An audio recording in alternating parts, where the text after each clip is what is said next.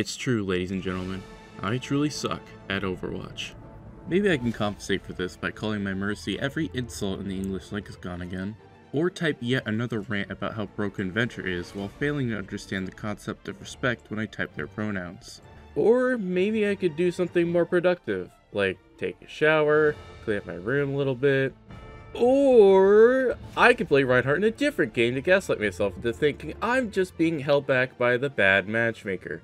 Can you beat Fallout New Vegas as Reinhardt Wilhelm? Reinhardt is an OG tank hero in Overwatch who has a unique distinction of using a hammer in a game where people use guns. A fascinating choice that puts him in the appropriate place on the tier list. I figured it would be fun to see how well the big guy does in a game where enemies can't instantly swap to Orisa and use their ultimate testicular torsion with a side of endless torment. Let's lay out the rules. The only weapons I'm allowed to use are any non-throwable two-handed hammers, axes, or spears available, all listed here. The only armor I'm allowed to use is power armor, since Ryan practically eats, sleeps, and shits inside the giant tin can. Sure, we can see him without it on, but there's no outfit in New Vegas that's just a tank top, so just power armor it is. On top of that, we have a few additional rules. Due to Ryan's boomer levels of incompetence with technology, hacking is completely banned. I'm allowed to open terminals and input passwords, but if the hacking minigame pops up, I'm not allowed to complete it. Second, I'm going to try and rescue as many hostages, prisoners, and people in peril as possible, by which I mean I'm going to save all the ones that I remember. The slaughter of the captors are optional, but I have to ensure the people I save make it out alive. With all those rules out of the way, let's get started.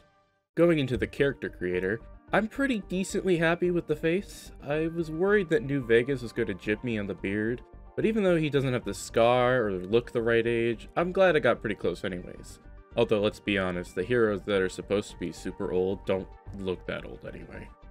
For stats, yeah, with the Titanic health pool, being able to wield that massive hammer, wearing the Iron Curtain as a suit of armor, being able to tackle 20-foot tall robot abominations, and looking like this, I think 10 strength and endurance is underselling it a little bit.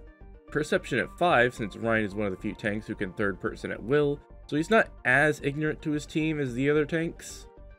Keyword as. Charisma at 8, since the guy is honestly one of the most chill and lovable members of the cast. Agility at 2, since, let's be honest, the old guy can only charge because of the rocket on his back, and has frequent back problems. 3 luck, because Reinhardt players get nothing and deserve nothing. And lastly, 2 intelligence. I don't feel the need to justify that one. For tag skills, I was pleasantly surprised to see the game perfectly guessed all 3 correctly. Melee weapons, speech, and unarmed, since unarmed has a lot of useful perks for melee builds. As for traits, I went with heavy-handed as we have terrible luck, and kamikaze, because Reinhardt players.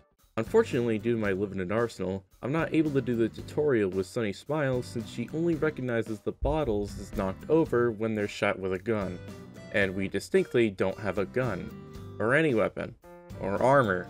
Our first and biggest priority is getting an offense and a defense. Instead of doing anything sensible like asking the townsfolk for a ballpin hammer, I start booking it across the desert in my undies and pray I don't come across anything tougher than a housefly. Thankfully, I don't run into a single enemy on my way to my destination, the Emergency Service Railroad. It's here where we get our first workhorse of the run, the sledgehammer. It shouldn't be a surprise to any of you that a weapon that's supposed to be gotten in the mid-game with a high melee stat and high strength kicks some serious ass and almost one-shots everything I come across in the beginning. However, this is under the pretense that what I'm hitting doesn't fight back, and that is absolutely not the case. I'm going to need that power armor as soon as possible, or I'm going to be kissing death more than Overwatch every balance patch. Unfortunately, unlike Fallout 4, you can't just put on power armor. You need to be trained in the arts of putting on clothes before you have the privilege of protecting your fragile skin from hot lead. So we're heading over to Hidden Valley to chat up with the Brotherhood of Steel. Problem: as soon as you enter the bunker, they will shackle you with a bomb collar and task you with getting rid of an NCR Ranger. Well, spoiler alert, but I'm planning to side with the NCR, and this whole task would leave me with a bad taste in my mouth. So I immediately U-turn and decide on another way to get inside the bunker. In order to get to her, I need to cross the Black Mountain shortcut. As Neil is polite enough to tell us, this is a very bad idea, as my fragile old man bones are not going to stand up to the super sledges and 5mm rounds. So I head back to Goodsprings and ask Sunny Smiles to give me the locksmith reader to raid the abandoned schoolhouse for the stealth boy I know is there. Unfortunately for me, I realize that my lockpicking is 1 point too low even with the reader to open the safe. So now I have to level up somehow. Thankfully, I get to level 2 the second I reach Prim, and I get confirmed Bachelor because, let's be honest, the entire Overwatch cast is a little fruity. I decide to commit to clearing out the convicts and the Bison and Steve while I'm here for some experience, and since Deputy Beagle is someone I have to save anyway. Even with my birthday suit on, the convicts are no match for my sledgehammer and I'll die to 1 to 2 hits. After saving Beagle, I ask the NCR to protect Prim since Ryan is way more willing to put the safety of the public in the hands of an organized military rather than a convict or a machine. I head back to grab the stealth boy, sneak through Black Mountain, and I'm finally home free to mark RepCon and go get my main companion for the rest of the run, Brigitte. Brig is luckily already in cahoots with the Brotherhood of Steel and is willing to let old goddaddy Ryan meet the boys. She's also going to be our frontline for the time being, as companions in New Vegas are absolutely jacked and capable of wiping out all but the strongest enemies with no issue. I just have to make sure I don't perish while she's in the middle of purging nearby enemies. She opens the Brotherhood bunker for me, and I graciously walk through this military base strutting nothing but my stuff, which I'm pretty sure Brig absolutely loves me doing. I talk to Elder Baldric, who asks me to locate all the Lost Brotherhood patrols out in the wasteland. He gives me access to the armory, where I find that they have a super sledge in stock. But it's at this point I notice that the inside of my wallet is drier than my naked chap's skin. I head back up to Black Mountain for the first patrol, when Ryan learns how to tech the ground and shatters the laws of physics as we know them.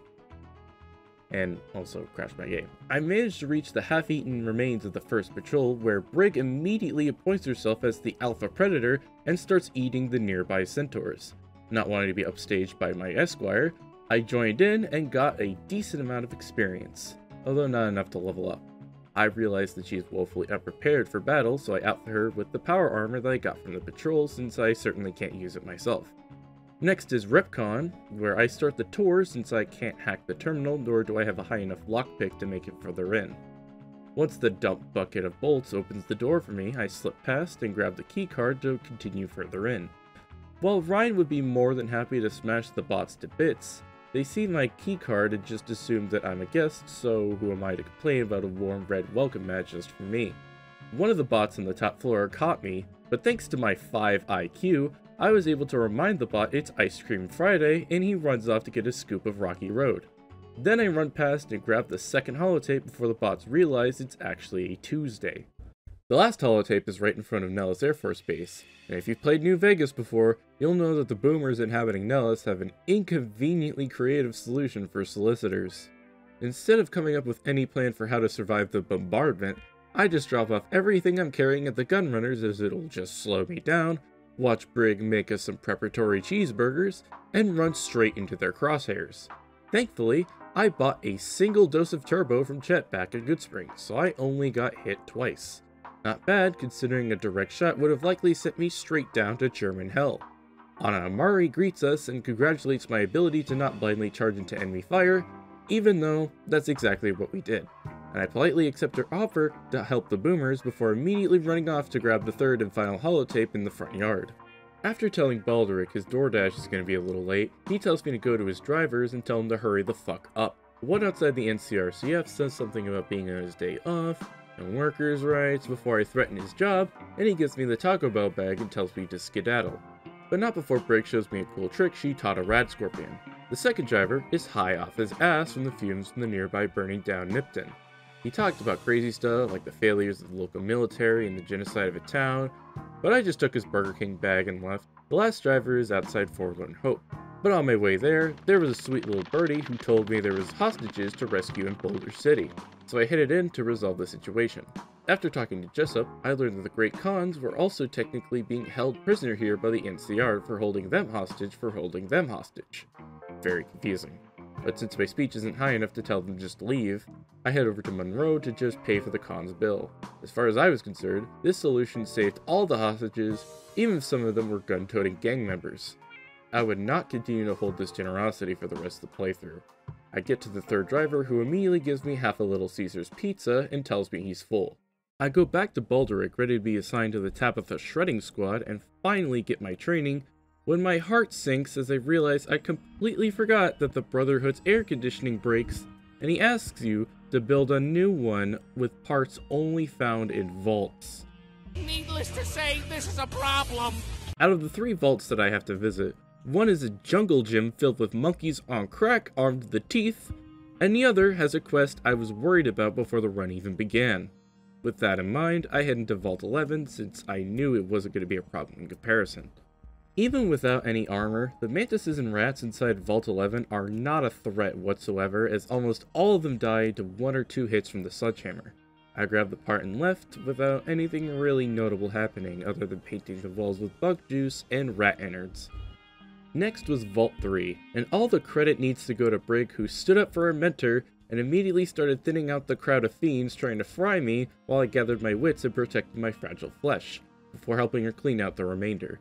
The fiends aren't too happy about me waltzing in, so I invite them to come see the blunt end of my hammer. Surprisingly, me and Brig were making short work of the fiends while storing Vault 3, even though I was, again, strutting my German-made member and rocking a workplace tool rather than a weapon. But I guess I'm a lot tougher than I accounted for.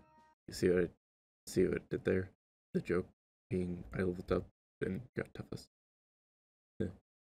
I found prisoners deeper inside who tell me to kill the first guy I meet named Daniel. I find a Daniel, and he ended up slipping and falling down the stairs to his death.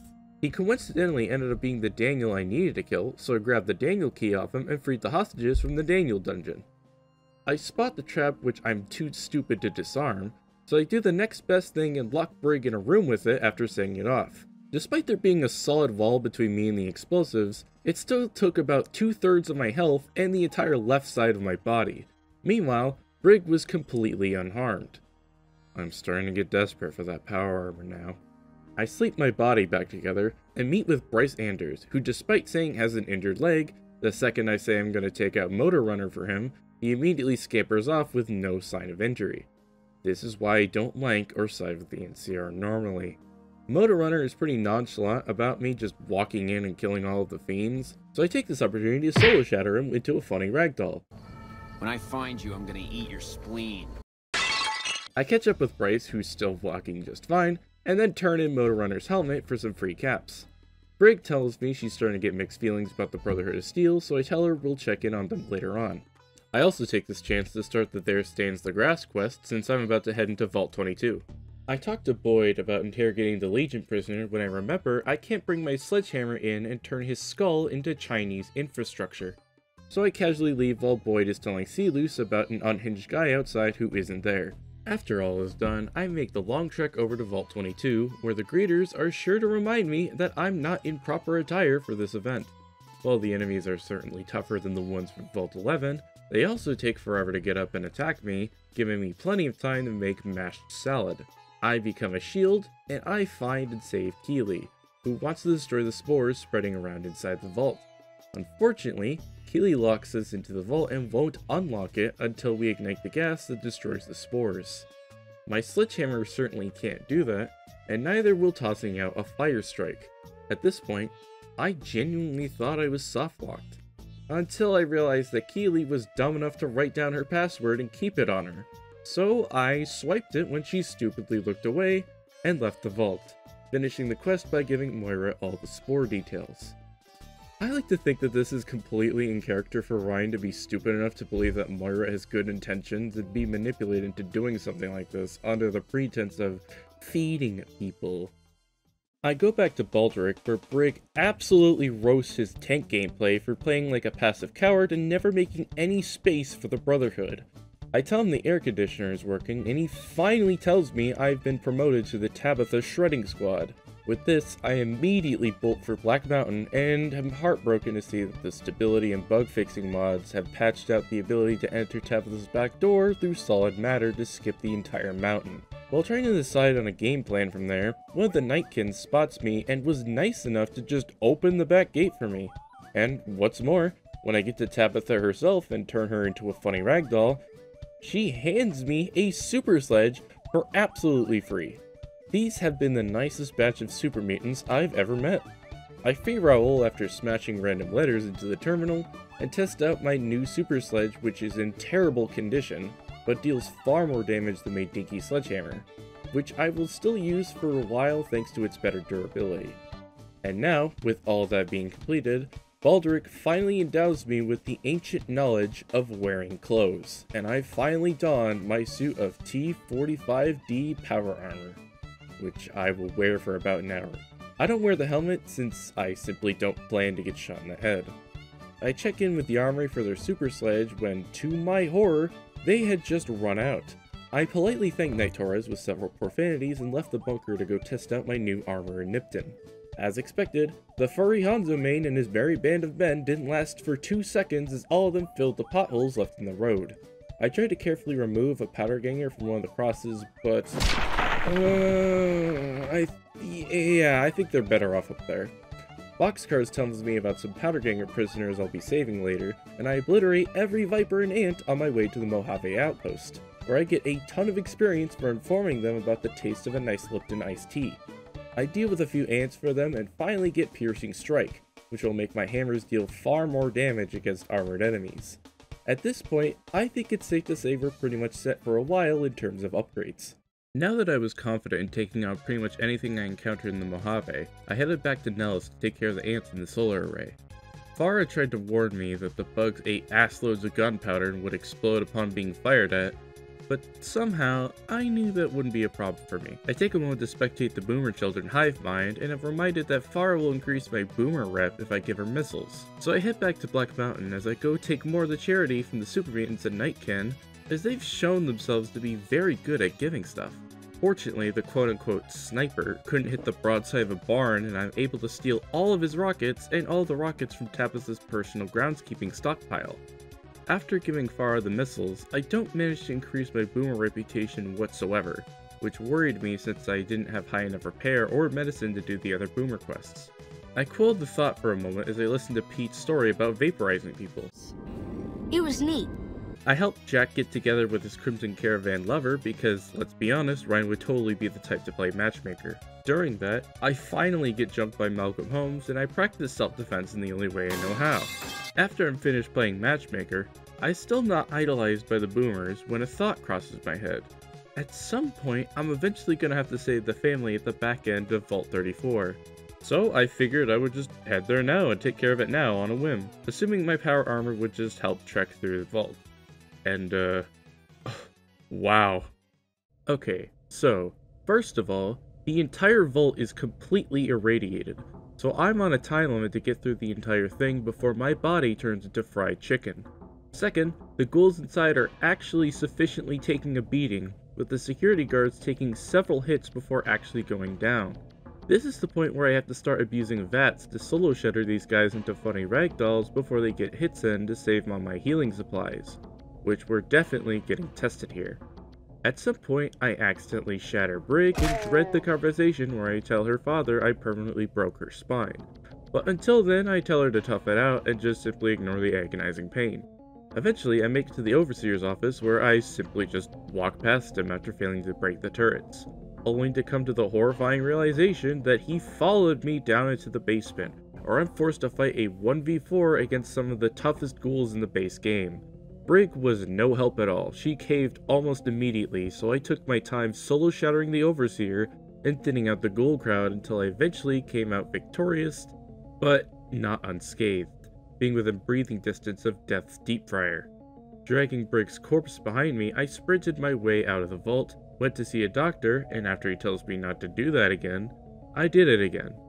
I saved the people inside the vault, raid the armory for what it's worth, gave Farah every missile I found in there, and finally became idolized by the boomers, where they now give me the quest to go unsink the B-29. I decided on my way over to the bomber I would make a pit stop to the Brotherhood safe house because it has something I need in there, a full suit of T-51B power armor. Although it's in poor condition when I find it, it's superior to the T-45D in both damage resistance and looks. I get to the bomber, show more swimming prowess in New Vegas than I do in Overwatch, and gain the assistance of the boomers. Finally, I take Super Slam for the level up, and decide to finally make my way over to the strip and start the NCR questline. I stop over at the Lucky 38 to meet with Maximilian, who will get what's coming to him in due time, don't you worry about that. The only reason I'm talking to him now is because this gets me a formal invitation to visit Ambassador Crocker, who is more than happy to make my acquaintance and asks me to make allies with boomers.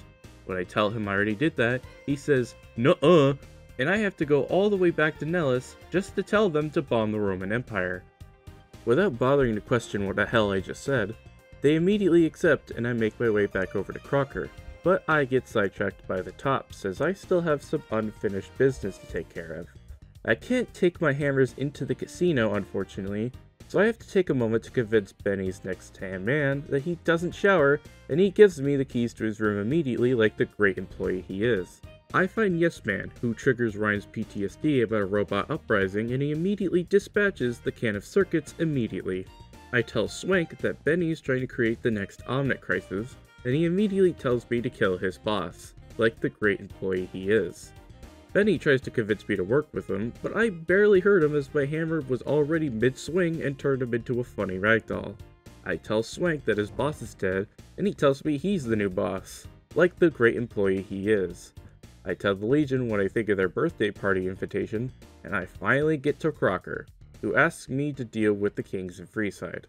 I'm not going to bore you with how I handled the Kings, as GI Blues is one of my least favorite quests in the game, as it's pretty much nothing but running around Freeside. I could have killed Pacer immediately, but Ryan is probably old enough to know and appreciate Elvis's music, so I wanted to make the effort to solve this quest diplomatically, especially since there's not really anyone to save that will allow me to justify swinging my hammer. Once 25 minutes of my life have been wasted, Crocker asks me to report to Colonel Moore at Hoover Dam for further assignments. I respond to this order from a military officer by ignoring it and just doing whatever else. On another whim, I went through Scorpion Gulch to make my way over to Helios 1, getting the second rank in toughness for even more tankiness. Also, this Scorpion did a backflip. I'm able to enter Helios easily with my decent NCR rep at this point, and find someone almost as dumb as me, where I start laughing my ass off as Ryan starts speaking like a caveman and making this very legitimate scientist worry about his employment. I head into the Solar Collection Tower where I realize there are ceiling-mounted turrets that I'm completely unable to destroy. But it's not like that matters at this point, as I take advantage of my 2 ranks of toughness and my power armor to literally just walk through the turrets as their bullets hilariously bounce off of my body. I obliterate all the bots in my path and reroute the power to the full region since I feel that Ride would value everyone equally. Now is the time to go get one of the only other weapons I'm allowed to use. I fast travel to Nipton where the Legion is waiting for me. Unsurprisingly, they aren't very happy about what I've done to their higher ranking officers, so I spread the love to their lower ranking officers too. Weirdly, I encounter more Legion down the road who are just chill talking to me despite me being hated by them at this point. I take this opportunity to surprise attack them with a frontal assault and move on over to the nearby camp to free the powder gangers from capture. And now we've finally arrived at our destination, Camp Searchlight. I chat with First Sergeant Astor, who asks me to mercifully take out all of his soldiers still inside the town since they've turned into feral ghouls. But that's not what I'm here for. And one of the sellers here is Logan and his band of criminals who want to raid Searchlight for all it's worth. Knowing that helping them will both require me to hack a terminal and have them betray me at the end of the quest, I took the initiative to clear them out since I felt that Searchlight already had enough problems to deal with. I find Private Edwards inside one of the houses and make the effort to clear his path back to the sergeant and continue serving, since I knew that Ryan would definitely be sympathetic to his plight. I head into the fire station where I immediately ragdoll the Scorpion Queen and grab Knock Knock, a unique fire axe with terrible durability. This sidetrack was a complete waste of time. I clear out the rest of the ghouls in Searchlight and ponder on my next move with such a disappointment in my inventory. I decide to travel back to Vault 22 to begin my journey over to Jacobstown, which, if I'm gonna be honest, I should have done earlier. I watched Brig wrestle with a man-sized insect, and I was happy to see how far her training had come. And after an uneventful sprint through the forest, we made it to Jacobstown. Here I start the Guess Who I Saw Today quest and tell the Team Fortress 2 mercenaries to stop beating a dead horse. Inside the Charleston cave, I get the last use out of Knock Knock for the rest of the run against the Night Stalkers and collect Oh Baby, a unique super sledge that deals a gargantuan 162 damage, almost twice as much as Knock Knock, on top of being in perfect condition. I give the Stealth Boy Mark II blueprints to Keen as a thank you for the Nightkin's generosity back in Black Mountain, and it suddenly occurs to me that I didn't finish Brig's companion quest yet. So off to go to find a piece of tech for Brig to convince Baldric of how bad of a tank he is. I decided to go after the pulse gun since it was the only piece of tech I hadn't made inaccessible due to my actions in Helios 1 and Vault 22. Which means... yep, it's back to Vault 34. Thankfully, since I already opened the armory and cleared out the ghouls, it was a quick in and out, and I had the pulse gun in my grippers. Too bad I couldn't use it. Brig shows Baldric his replays and points out that he solo shattered into a Winston bubble below half and died while the team was dead. Baldric defends himself by telling Brig her IP address and telling her what her house looks like. Brig is pissed and asks me what I recommend she do. I say, and she decides she's lacing Baldric's coffee with fentanyl and laxatives the next morning. Unfortunately, the other Brotherhood members overheard her and took the initiative on Baldric's part. One of them was holding a handheld orbital death ray in their hands, and my lack of helmet finally caught up to me. I'm honestly surprised it took this long for me to die during this playthrough. On the next try, I focused the guy with the death ray first, and although the last one tried to pick it up and use it again, they all folded like a sack of potatoes. Brig tells me she's uninstalling Overwatch and going to go play Fortnite, and I grab Purifier, which is absolutely necessary for something a little later. Alright, it's time to start taking care of the last major objectives of the run. First, I want to become idolized by the NCR, and what better way to get started on that than killing the rest of the fiends. First is Cook, who dies to a single hit. His lackeys didn't fare much better. Next is Violet, who also died in one hit, and lastly Driver Nephi, who died in 2 hits. Man, I knew a baby was strong, but this is a little ridiculous. But, since I am this powerful already, I bolt over to Cottonwood Cove and just start swinging. I was a little worried since the Legion soldiers here have really good guns and the entire area is pretty wide open, but the Legionaries are a little too stupid to press their S keys and subsequently turn into funny ragdolls. I saved the slaves being held captive here and I made my way into the fort. It's time to pay a visit to Whitefist. Nah, I'm just kidding. Blizzard wouldn't whitewash Doomfist, would they? Oh. Even though the fort is also super open, most of the soldiers here carry melee weapons and are hell-bent on turning themselves into nails. I thought it was funny that Dale literally just doesn't give a shit and offers to trade with me after I killed some soldiers right in front of him. Gotta sell whoever's winning, huh? Me and Brig continue our streak of funny ragdolls and blowing through soldiers, and I walk into Crackafist's tent to aggro him and the rest of his guards as they all pile out of his tent ready to rearrange my skeleton. Luckily, Brig drew almost every single guard's attention, allowing me to score free hits on their spines, and allowing me to score a one-hit kill on Honky Fist himself. Poor Roman Talon. Maybe one day you'll get another Black Google Doc Fist. I return Teddy to Melody because Ryan would absolutely do that, and I make my way down to Maximilian's bunker, where he commends me for getting there ahead of time. The Protectrons and Sentries all die in one hit, and Ryan realizes there's a whole robot army down here. Having PTSD from the Omnic crisis, Ryan immediately smashes the generators and destroys the whole bunker, with Max telling Ryan to kill himself on the way out. Oh, hell no! Having been directly dishonored, Ryan immediately charges back to the Lucky 38, destroys every single Securitron on his way in, and, with careful instruction with Brig, pulls the ultimate reversal on Maximilian's Comet, and finds his true form as an ugly incel, just so he can be killed the old-fashioned way. Well, since I'm on the strip anyway, I had some more hostages and prisoners I wanted to rescue while I'm here, so I head into the Ultralux and I'm forced to part with my only means of defense. That's okay, we shouldn't need it, right? Heck Gunderson asks me to go find his Gunder son, and I do the quest in its dev-intended way. Brig has no problem dealing with the ambush thanks to her power armor, and honorably wins the Kane duel. After waiting for 3 days for the detective's contact to show up, I give up, and I drown myself in the pool. I leave the Ultralux just so I can go back in and do this the fun way. With unstoppable force, I'm able to blow straight through the tiny White Glove members' guards and easily clear a route straight to the kitchen freezer. But not before yet another marvelous ragdoll. I rescue Ted, clear the rest of the lobby with the help of Heck, and return the Gundersons together to skin the hides of the rest of the White Gloves. Next, I head into Vault 21, where a nice man named Carlitos asks me to check on a woman inside Gamora. Said woman, Joanna, is alright, but is being held against her will by the Omertas running the casino. So, after some running around, I convince her and a few other girls to be escorted out to the free side and be reunited with Carlitos. The Omertas show up, and I know they're going to cause trouble, so I don't give them a chance to start their villain monologue as me, Brig, and Carlitos jump the jumpers. Carlitos, like any DPS player, almost dies and I have to peel for him. But luckily everyone survives the encounter. Everyone who is important anyway. After this, I get back to increasing my NCR rep and make my way over to Camp Searchlight and tell Aster I trashed Cottonwood Cove. And then to Camp McCarran to find the Legion spy. I found out it's Curtis, smash the bomb in the monorail with my hammer, and tell Shu he's terrible at picking his men. Then, in Camp Forward and Hope, go receive their supplies, heal the soldiers in the tent with Briggs and Spire, and participate in my favorite activity, bring captives and pancaking heads. After about weeks of in-game time, I finally report to Colonel Moore and get the order to destroy the Great Khans. I'm not gonna do that.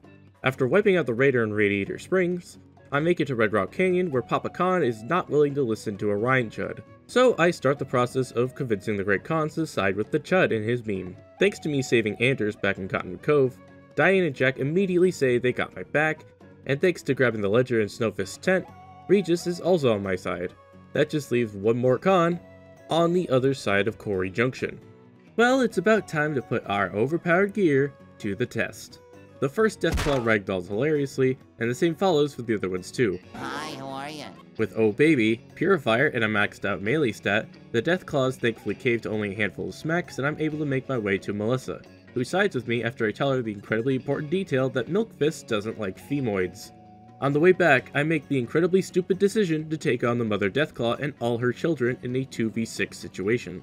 I actually managed to win in my first try, but I forgot to quick save after, and the alpha male did the get stuck on geometry and kill me in 2 hits combo, a technique I have not yet mastered to counter. The mother proceeded to trash me in the next few attempts. Side note, I don't know what happened here. I think my copy of New Vegas is haunted. Someone, please call the cops. Then I finally remembered to quick save before fighting the alpha male, who this time got ragdolled immediately and led to his super anticlimactic finish. I tell Chomps that I cleared out the quarry, which finally gets me idolized by the NCR, which, yeah, honestly did feel pretty good. I tell Papa Khan that Carl doesn't think Big Chungus is funny, and they have the appropriate reaction. Papa Khan at this point is pretty sick of hearing Dandruff Fist's name and tells me his tribe is going to Wyoming, which I promptly tell Moore, who then asks me to deal with the Omertas. Knowing how the Omertas treated Joanna, I decided that diplomacy was out the window as I started making Omerta sandwiches out of the clientele of the casino. I tell Moore that the Omertas were actually taking a vacation to a farm with a nice open field, and she asks me to obliterate the Brotherhood of Steel. Thank God for me, since I already completed their quest line, and they immediately accept my suggestion that they should ally with the NCR. Moore doesn't like this, but Ryan is not about to kill a bunch of people that would genuinely be useful in their efforts against the Legion. Also, she should have figured this would happen since I'm literally always wearing power armor. Now is the time to protect President Kimball. After all, Ryan is the people's shield. When I went to deal with the Widow up in the tower, I realized that my perception stat in real life must be 2 or something, because I couldn't tell for the life of me which sniper was the real one thanks to the real sniper wearing goggles and bandana combo that almost every Legion soldier uses. Thankfully, Brig knew, and she punched Widow's arm right off her body. Ranger Grant apparently ate a radio when I wasn't looking. I'll have a security team sweep the area to see if the Legion has any more surprises for us. And the other Legion assassin made the genius move of trying to pick off a support completely surrounded by his team. Truly the essence of a DPS player. I return inside and see a Brotherhood Paladin demanding the NCR return their power armor. I tell him to stop being an idiot and assure Moore that Kimball is safe. Now it's time to finally wrap this up. After a chat with General Oliver, it's time for the Battle of Hoover Dam. The Legion soldiers are basically cannon fodder at this point since they all died to 1 or 2 swings from Oh Baby. Since they all come charging in with melee weapons in packs, we have absolutely no trouble dispatching them as they come. The real trouble comes on top of the dam when for some reason the NCR Rangers start opening fire on me and my reputation gets tanked down to Wild Child. What? I reviewed the footage several times and I couldn't find a single time I attacked, let alone killed, any of the NCR troopers on the way out of the dam. And even if I did, that would have only dropped my reputation to good-natured rascal. Wild Child means I'm also become vilified by the NCR. Maybe this is a reference to the canon where Ryan does everything he can for the governments and militaries of the world, just to be forcibly retired in the end. Except here, it's a little more direct. If anyone could explain to me what happened here, I'd love to know. Not letting the NCR's sudden betrayal deter me, I continue my charge into the fort, pulverizing every Legion soldier in my way. When I reach Legate Lanius, a certified Genji main, I watch him effortlessly defeat 2 NCR troopers and decide to formally challenge him to a one-on-one honorable duel. I eat literally everything in my inventory, which gives the ensuing fight a cool monochrome effect. However, both me and Lanius have a funny definition of one-on-one, as Brig demands to fight the Legate herself, and a couple of Legion soldiers hop into the battle. I easily dispatch the guards, and Legate proves his might by turning Brig into a funny ragdoll. Once it was just us, the Legate showed his skill in striking and weaving, but unfortunately for him, his dinky sword was just bouncing off my armor, and my hammer was instantly crippling each of his limbs one by one. With Stonewall actually saving me from being knocked down, I turned the Legate into a flamingo and claimed my victory over the tyrannical Legion. I commend Brig for her services over the journey by giving her the sledgehammer that started our run, and I finished the game by telling General Oliver he's kind of an asshole and start flexing in front of him. Well, this run was certainly a lot of fun. It's no surprise that the hammers are really strong melee weapons, and once I got within arm's reach of the poor souls I was gunning for, they really didn't last long. The worst part of the runs were definitely the bits where I was forced to run around like a headless chicken talking to people with no enemies in between to pass the time. I guess that really emphasizes Ryan's philosophy on life as a whole. I'm still confused why the NCR turned hostile to me at the last second, but I'm gonna pretend that the power armor I was wearing the whole game was actually a faction disguise and they were just waiting for the right moment to wipe me off the face of the earth. Am I gonna do a run like this again as a different Overwatch character? Hell no! Overwatch is a terrible, terrible game made by sex criminals! Thank you guys so much for watching and have a good night.